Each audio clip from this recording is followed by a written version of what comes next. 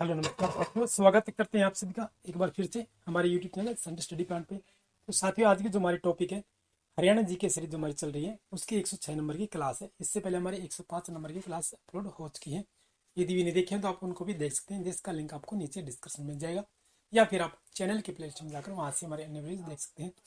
तो साथियों, जितनी भी परीक्षाएं करवाई जाती हैं हरियाणा सरकार द्वारा या HSS द्वारा, उन सभी परीक्षाओं के लिए हैं, जैसे ग्राम सचिव, पटवार, clerk, Haryana police, HCS, CET, HPSC, grade A से लेकर ग्रेड बी तक की जितनी परीक्षाएं होती हैं उन सभी के लिए ये बहुत ही महत्वपूर्ण प्रश्न है।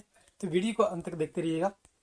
और अभी तक आपने हमारे यूट्यूब चैनल को संडे स्टडी पॉइंट को सब्सक्राइब नहीं किया है तो जल्दी से कर लीजिएगा, लाइक कर दीजिए, शेयर कर दीजिए अपने दोस्तों के साथ, और अभी तक सब्सक्राइब नहीं किया सब्सक्राइब कर लीजिएगा, साथ बेल आइकन को प्रेस कीजिए, क्योंकि जब भी हमारी अगली वीडियोज अपलोड होती हैं उन सभी की सूचनाएं आपको समय पर मिलती रहे। तो साथियों, चलिए चलते हैं। आज के हमारे जो पहला क्वेश्चन है वो आपकी स्क्रीन पर आ गया है। कांग्रेस के नागपुर में हुए वार्षिक अधिवेशन में हरियाणा प्रांत का प्रतिनिधित्व किसने किया था? सरदार बूटा सिंह, लाला अग्रसेन, बाबू श्यामलाल या पंडित नेकीराम शर्मा? यही क्वेश्चन ये पहले भी आ चुका है हमारी एक से दूसरी क्लास में पहले भी। कांग्रेस के नागपुर में हुए वार्षिक अधिवेशन में हरियाणा प्रांत का प्रतिनिधित्व किसने किया था? तो आप जल्दी से अपनी आंसर कमेंट कीजिएगा। यदि आपने हमारी पिछली क्लास देखी है तो उसमें यह क्वेश्चन आपको जरूर आया है। इसका सही आंसर हमारा ऑप्शन नंबर डी हो जाएगा। ये पंडित नेकीराम शर्मा जी थे, जिन्होंने कांग्रेस के नागपुर में हुए वार्षिक अधिवेशन में हरियाणा प्रांत का प्रतिनिधित्व किया था इन्होंने। चलिए साथियों, अगला प्रश्न चलते हैं हम। 23 सितंबर 1857 को लाल किले के सामने किस देशभक्त को फांसी पर लटका दिया गया था? ये 23 सितंबर है 1857 को। अब्दुल रहमान खान, समंद खान, मुनीर बेग या गुलाम खां? तो किसने किया था ये कार्य? देखिए, ये अंग्रेजों के द्वारा किया गया था ये कार्य। हमारे ये देशभक्त थे, इनको फांसी लटका दिया 23 सितंबर 1857 को सिर्फ लाल किले के सामने। इसका सही आंसर हमारा ऑप्शन नंबर ए हो जाएगा। ये अब्दुल रहमान खान थे इन्होंने। साथियों, चलिए अगला प्रश्न चलते हैं हम। किस स्थल पर भगवान परशुराम के पिता महर्षि जमदग्नि का प्राचीन मंदिर है? जामनी, हटकेश्वर, धराना, नरकातारी? तो सही आंसर क्या हो जाएगा?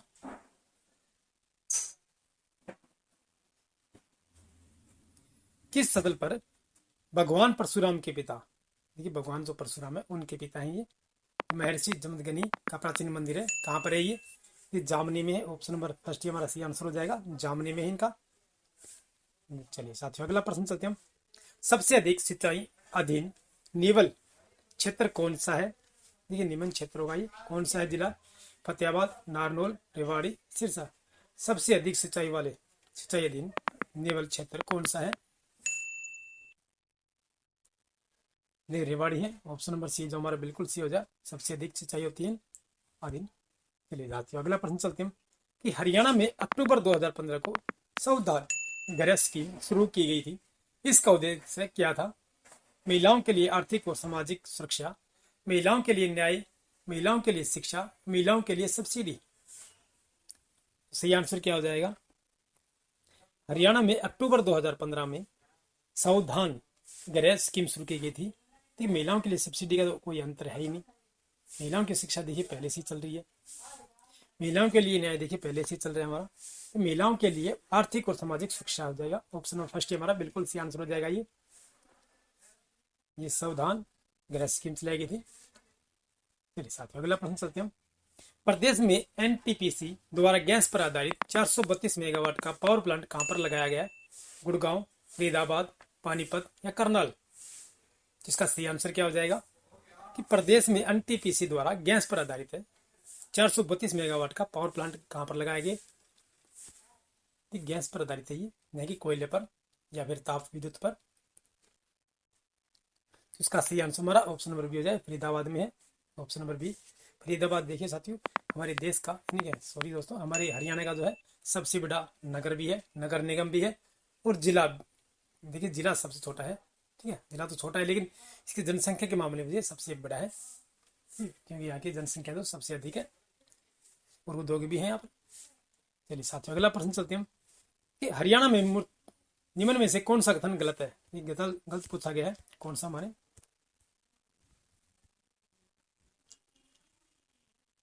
निम्न में से कौन सा कथन गलत है हमारा? हरियाणा में मूर्ति कला की दृष्टि में से सर्वाधिक विकसित काल गुप्त काल है। हरियाणा से प्रांत सभी या सबसे पुरानी मूर्तियां यक्ष और यक्षिणी की हैं। यक्ष यक्षिणी की ये मूर्तियां मंदिरों के पास रखी जाती थी। ये मूर्तियां अपने आराधकों की रक्षा करती थी। कि निम्न में से कौन सा कथन हमारा गलत है, ये पूछा गया है कि हरियाणा में मूर्तिकला की दृष्टि से सर्वाधिक विकसित काल गुप्त काल है। हरियाणा से प्राप्त सबसे पुरानी मूर्तियां यक्ष और यक्षिणी की हैं। यक्ष यक्षिणी की ये मूर्तियां मंदिरों के पास रखी जाती थी। ये मूर्तियां अपने आराधकों की रक्षा करती थी। इसमें सही आंसर क्या हो जाएगा? ये कथन गलत पूछा गया है तो हमारा गलत कौन सा हो गया, यानी कि सही आंसर कौन सा हो जाएगा हमारा? तो इसका राइट आंसर हमारा ऑप्शन नंबर सी हो जाए। यक्ष यक्षिणी की मूर्ति जो है मंदिरों के पास रखी जाती है, ऐसा नहीं है। ऑप्शन नंबर सी जो हमारा सही आंसर हो जाएगा। चलिए साथियों अगला प्रश्न चलते हैं। डफ नृत्य का कब पहली बार गणतंत्र दिवस समारोह में प्रस्तुत किया गया? देखिए डफ नृत्य जो है ये दिवाली, सॉरी दोस्तों, ये होली है उससे बजाता है ये, ठीक है, होली के नजदीक ये बजाया जाता है डफ नृत्य। वर्ष 1969, वर्ष 1972, वर्ष 1974 या वर्ष 1976? सही आंसर क्या हो जाएगा? डफ नृत्य को कब पहली बार गणतंत्र दिवस समारोह में प्रदर्शित किया गया था? कि वर्ष 1969 में। इस सूची दी गई है, सुमेलित करना में सूची 1 और सूची 2 से। महम की बावड़ी 1656 ईस्वी, डिगल गांव का बैठक भवन 1880 ईस्वी, शाह कुली खां का बगीचा 1578 ईस्वी, किशोरी महल 1764 ईस्वी। इसका सही आंसर हमारा ABCD से क्या हो जाएगा साथियों? अब भी अपने आंसर कमेंट कर सकते हैं, फटाफट जल्दी से कीजिएगा। देखते हैं किस किस को ये कुछ आंसर आते हैं। और साथियों अभी तक आपने हमारे YouTube चैनल को सब्सक्राइब नहीं किया तो जल्दी से सब्सक्राइब कर लीजिए और साथ में बेल आइकन को प्रेस कीजिए और वीडियो को लाइक और शेयर जरूर कर दीजिए, चाहे आप किसी प्रकार के प्लेटफॉर्म यूज करते हो सोशल मीडिया का। तो साथियों इसका सही आंसर हमारा ऑप्शन नंबर सी हो जाएगा। 1 2 3 4 हो जाएंगे। मैम की बावड़ी जो है 1656 ईस्वी में बनकर तैयार हुई थी। डिगल गांव का बैठक भवन जो है 1880 ईस्वी में बनवाया गया था। शाह कुली खां का बगीचा जो है 1578 ईस्वी में, और किशोरी महल जो 1764 ईस्वी में बनवाया गया था। चलिए दोस्तों अगला प्रश्न चलते हैं हमारा। हरियाणा की स्त्रियों द्वारा पहने जाने वाले पारंपरिक पहनावा खारा है। खारा क्या है? नीले खद्दर पर लाल टिक्कों वाले कपड़े का घाघरा, नीले कपड़े पर पीले पाट की कढ़ाई वाले कपड़े का घाघरा, 4 नीले तथा 4 लाल धागों की बुनाई वाले खद्दर से बना बिना कली का घाघरा, तब बंधाई पद्धति से रंगे हुए खद्दर से बना घाघरा। तो इसका सही आंसर हमारा ऑप्शन नंबर सी हो जाएगा। 4 नीले 4 लाल धागों की बुनाई वाले खद्दर से बना किसी नहीं किस बना बिना कली का घाघरा, ये इसमें कली नहीं लगी होती, ठीक है। ऑप्शन नंबर सी जो हमारा बिल्कुल सही आंसर हो जाएगा। हरियाणा सरकार ने किसके लिए फेयर प्ले स्कॉलरशिप कार्यक्रम शुरू किया है?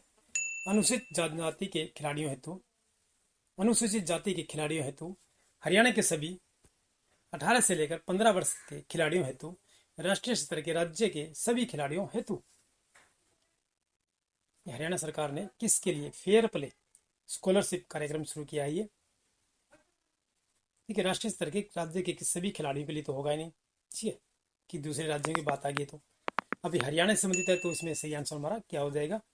इसका सही आंसर हमारा ऑप्शन नंबर बी हो जाएगा, अनुसूचित जाति के खिलाड़ियों हेतु, यानी कि 80 के जो छात्र हैं, शेड्यूल कास्ट जो छात्र हैं, उन खिलाड़ियों के हेतु है फेयर प्ले स्कॉलरशिप कार्यक्रम शुरू किया गया। ये निम्न में से कौन सा कथन हमारा गलत है? देखिए मैं गलत बताना इसमें से कौन सा कथन जो हमारा गलत है। कुरुक्षेत्र तीर्थ के उत्तरी तट पर बना गौड़िया मठ का संबंध चैतन्य महाप्रभु के संप्रदाय से संबंध है। ब्रह्म सरोवर तीर्थ को वामन पुराण में बहुत ही पवित्र बताया गया है। बिलासपुर के समीप कपाल मोचन के पश्चिम में सूर्य कुंड अवस्थित है। राजा पृथु से संबंध पृथु दक का अतीत में पेहवा के टीलों के छिपा है। इसका सही आंसर हमारा क्या होगा? गलत बताना में बिलासपुर के समीप है, जो कपाल मोचन के पश्चिम में सूर्य कुंड अवस्थित है, ऐसा नहीं है, बिल्कुल गलत हमारा ये बिलासपुर के समीप कपाल मोचन मंदिर तो है, लेकिन पश्चिम में इसका सूर्य कुंड अवस्थित नहीं है। ये राजा पृथु संबंध पृथु दक का अतीत पेहवा के टीलों के में छिपा हुआ है, बिल्कुल सही हमारा राजा पृथु थे। ब्रह्म सरोवर तीर्थ को वामन पुराण में बहुत पवित्र बनाया गया है। कुरुक्षेत्र तीर्थ के उत्तरी तट पर बना गौड़ीय मठ का संबंध चैतन्य महाप्रभु के संप्रदाय से है। बिल्कुल सही है हमारा। चलिए साथियों अगला प्रश्न चलते हैं हमारा। राव तुलाराम को अंत में कहाँ भागना पड़ा? अफगानिस्तान, चीन, बर्मा या बांग्लादेश? राव तुलाराम 1857 की क्रांति में शामिल थे हमारी। इन्होंने रेवाड़ी संबंधी थी राव तुलाराम जी। इसका सही आंसर हमारा अफगानिस्तान चले गए थे। चलिए साथियों अगला प्रश्न चलते हैं हमारा। तो जींद जिले के खरक राम जी नामक स्थान पर होली के दिन कौन सा मेला लगता है? माता का मेला, नाग देवता का मेला, बाबा भालूनाथ का मेला या मेला सच्चा सौदा? जींद जिले के खरक राम जी, याद रखिएगा जींद जिले के आता है खरक राम जी गांव है ये। स्थान पर होली के दिन कौन सा मेला बढ़ता है? ये बाबा भालूनाथ का मेला बढ़ता है। ये ऑप्शन नंबर सी जो हमारा बिल्कुल सी आंसर हो जाएगा। अगला प्रश्न जो हमारा देखिए सूची 1 और सूची 2 देखिए इसमें सम्मिलित करना में। केंद्रीय कलर भूमि संस्था हिसार, गुरु दम्बेश्वर विश्वविद्यालय भिवानी, हरियाणा विद्यालय शिक्षा board Pinjore, Hindustan machine tools Karnal. देखिए आपको इसमें से गुरु दम्बेश्वर विद्यालय जो जिसे जीटीवी कहते हैं देखिए हिसार में है हमारा। ठीक है, इसके बाद हरियाणा विद्यालय शिक्षा बोर्ड जो कि भिवानी में। आप सभी को ये इस बात के मालूम है तो आप इसमें से अपना आंसर आसानी से ढूंढ सकते हैं। ये सी का 2 से मिलेगा। अब देखिए सी वाले में हमारा ये है, इसमें एक तो ए है और एक सी हो जाएगा हमारा। अब ये देखिए गुरु दम्बेश्वर विश्वविद्यालय जो फर्स्ट है तो इसमें देखिए कौन से में होगा हमारा। ये देखिए फर्स्ट में आ गया ना। लेकिन 4 3 2 1 उल्टा रखे लेकिन ये होगा। यहाँ पे देखिए पहला और दूसरा मिल गया ना हमारा, इसलिए ऑप्शन नंबर सी हमारा बिल्कुल राइट आंसर हो जाएगा। यानी केंद्रीय कलर भूमि जो है हमारा करनाल में है, जिसे हम CMCT कहते हैं। गुरु दम्बेश्वर विश्वविद्यालय जो हिसार में है, हरियाणा विद्यालय शिक्षा बोर्ड जो भिवानी में है, हिंदुस्तान मशीन टूल जो है हमारा पिंजौर में है, जिसे HMT कहते हैं। चलिए दोस्तों अगला प्रश्न चलते हैं हम। पृथ्वीराज चौहान की कचहरी के नाम से किस स्थान को जाना जाता है? तोशाम की बारादरी, गोहाना का किला, हांसी का किला, इनमें से कोई नहीं। पृथ्वीराज चौहान की कचहरी लगती है। ठीक है, और ये तोशाम की बारादरी है। तोशाम की बारादरी और पहाड़ी पर जो किला है ये दोनों आपस में थे। लेकिन जिसमें यहाँ से ट्रेन निकाली गई, ठीक है, हिसार के लिए रोड निकाला गया तो इस पहाड़ को फोड़ा गया था। वो पहाड़ को फोड़ कर ये बारादरी और पहाड़ अलग कर दिया गया। ये पूरी पहाड़ी पर 800 मीटर की ऊंचाई है और वहाँ पर एक किला बना हुआ है जो पृथ्वीराज चौहान का है, अभी तो खंडरित में है। ठीक है, और बारादरी जो है अभी भी सुरक्षित रूप में स्थित है, लेकिन है थोड़ी खंडर के रूप में हो चुकी है, वो उसकी देखभाल नहीं की जा रही। तो शाम की बारादरी है। और यहाँ पर पनघट फिल्म की भी शूटिंग की गई थी। हरियाणवी फिल्म जो है पनघट, उसकी शूटिंग यहीं पर की गई थी, तो शाम की बारादरी पर ही। और हांसिया किला जो जॉर्ज थॉमस की राजधानी था, ये भी पृथ्वीराज चौहान के अंतर्गत ही आता है। हांसिया किला जो इन्होंने बनवाया गया है। चलिए दोस्तों अगला प्रश्न चलते हैं हमारे। हरियाणा के वह जिले बताएं जो अन्य जिलों से भू अवस्थित हैं? जींद, रोहतक, झज्जर। केवल 1 और 2, केवल 2 और 3, केवल 1 और 3, केवल 2। हरियाणा के वह जिले जो बताएं अन्य जिलों से भू अवस्थित है। अन्य जिलों से भू अवस्थित है, जिसका सही आंसर हमारा ऑप्शन नंबर डी हो जाए, केवल 2 ही है। ये रोहतक जो है इसकी सीमा जो किसी अन्य राज्य से नहीं मिलती है। ठीक है, ये जींद की देखिए पंजाब से मिलती है। झज्जर की हमारे राजस्थान से एक साइड में मिलती है। ठीक है, दिल्ली से लगती है शायद। लेकिन एक रोहतक और एक दादरी जिले की अन्य किसी राज्य से सीमा नहीं लगती है। आप ये विशेष ध्यान रखिएगा। और ये क्वेश्चन कई बार पूछा गया है और हर बार पूछा जाता है कि किस राज्य यानी किस जिले की सीमा दूसरे राज्य से नहीं लगती है? रोहतक और दादरी। चलिए दोस्तों अगला प्रश्न हमारा है, कौन प्रसिद्ध रागिनी गायक था?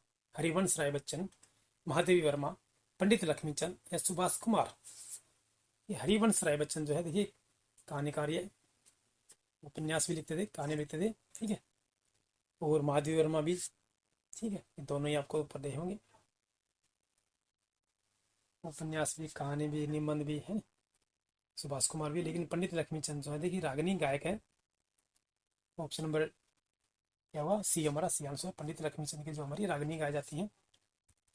चलिए साथियों अगला प्रश्न जो हमारा, लगभग सभी प्रसिद्ध पहलवानों को हराने वाले मास्टर चंदगीराम किस जिले के पहलवान थे?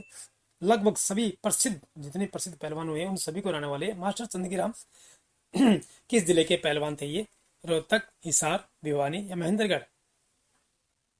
ठीक है, जितने प्रसिद्ध पहलवान हुआ करते उन सभी को इन्होंने हराया है। जिसका सही आंसर हमारा ये भिवानी जिले के रहने वाले थे ये मास्टर चंदगीराम। चलिए दोस्तों, अगला प्रश्न चलते हैं हमारे। बास्केटबॉल के प्रसिद्ध खिलाड़ी खुशीराम को किस वर्ष अर्जुन पुरस्कार से सम्मानित किया गया? 1961, 1963, 1967 या 1970? कि बास्केटबॉल के प्रसिद्ध खिलाड़ी हैं ये खुशीराम, और इन्हें अर्जुन पुरस्कार से सम्मानित किया गया है। इसका सही आंसर हमारा 1967 हो जाएगा, ऑप्शन नंबर सी जो। चलिए दोस्तों, अगला प्रश्न चलते हैं हमारे। सर्वोच्च न्यायालय के आदेशों के परिप्रेक्ष्य में पूर्व प्रधानमंत्री चंद्रशेखर के भारत यात्रा केंद्र ने भोंडसी गांव स्थित अपने कब्जे वाली 51 एकड़ भूमि भोंडसी आश्रम 1 जुलाई 2002 को हरियाणा सरकार को सौंप दी। यह भोंडसी गांव हरियाणा के किस जिले में स्थित है? पानीपत, फतेहाबाद, गुड़गांव या कैथल? ये भोंडसी जो है यहाँ पर पुलिस कमिश्नरी भी है, यानी कि पुलिसियों को देखिए ट्रेनिंग दी जाती है यहाँ पर। ठीक है, यदि आपने कभी फॉर्म फिलअप किया है पुलिस का तो यहाँ पर के जो गुड़गांव है वहाँ पर उनको बुलाया जाता है। ठीक है, शिक्षा के लिए भी और ट्रेनिंग के लिए भी। इसका सही आंसर हमारा ऑप्शन नंबर सी हो जाए, गुड़गांव जिले में है, गुड़गांव में है भोंडसी। चलिए दोस्तों, अगला प्रश्न चलते हैं हमारे। जलालुद्दीन खिलजी दिल्ली का सुल्तान बनने से पूर्व कहाँ का मुक्ति रह चुका था? रेवाड़ी, झांसी, कैथल या हिसार? जलालुद्दीन खिलजी था ये। फिर इसके बाद अलाउद्दीन खिलजी, ऐसे कई खिलजियां हैं, खिलजी वंश। जलालुद्दीन खिलजी दिल्ली का सल्तनत सुल्तान बनने से पूर्व कहाँ का मुक्ति रह चुका था? ये कैथल का। चलिए दोस्तों, अगला प्रश्न हमारा। अनंगपाल की राजधानी थी दिल्ली, थानेसर, झांसी या सूद? अनंगपाल की राजधानी थी क्या कौन सी थी? ये दिल्ली थी।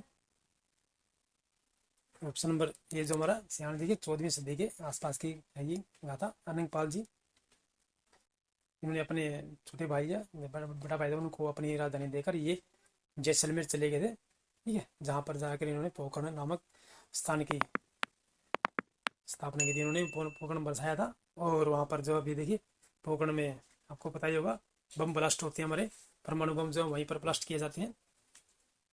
ठीक है, इन्हें उनके द्वारा ही बसाया गया था पोखरण, और वहीं पर इनके बेटे जो रामदेव हैं, ठीक है, आपने भी पूजा करते होंगे रामदेव महाराज, रामदेवरा। चलिए साथियों, अगला प्रश्न चलते हमारे।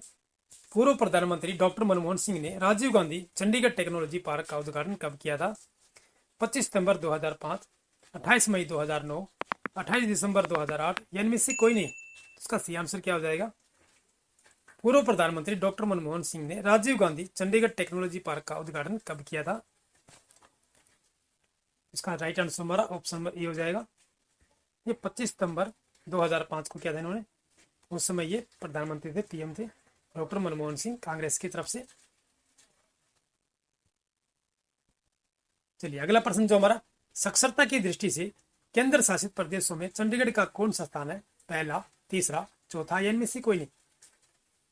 साक्षरता की दृष्टि से पूछा गया। जितने भी केंद्र शासित प्रदेश हमारे, देखिए 2 केंद्र शासित प्रदेश बढ़ गए हमारे, एक चंडीगढ़ और एक श्रीनगर और ये लद्दाख, इन्हें भी यूटी बना दिया गया है।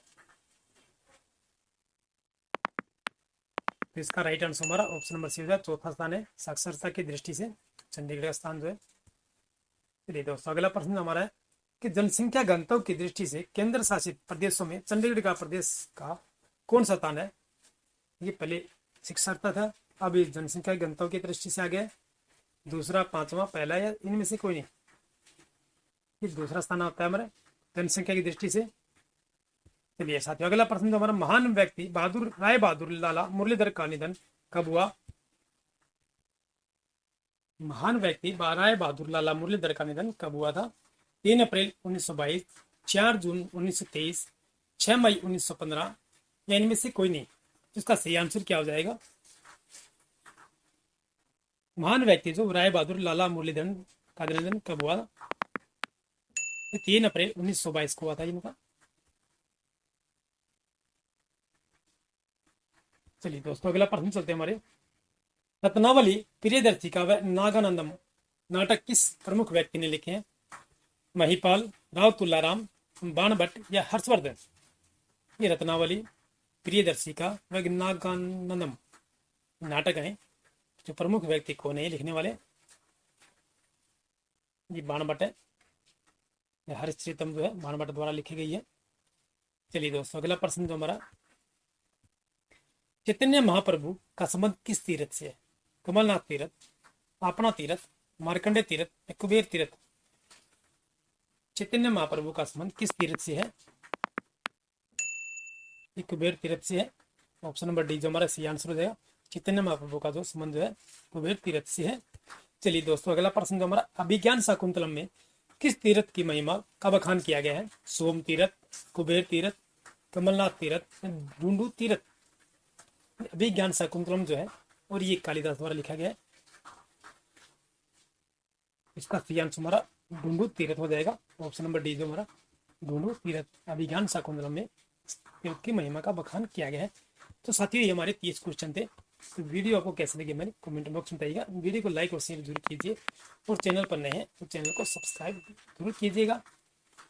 इसके साथ फिर मिलते हैं नेक्स्ट वीडियो में, तब तक के लिए जय हिंद।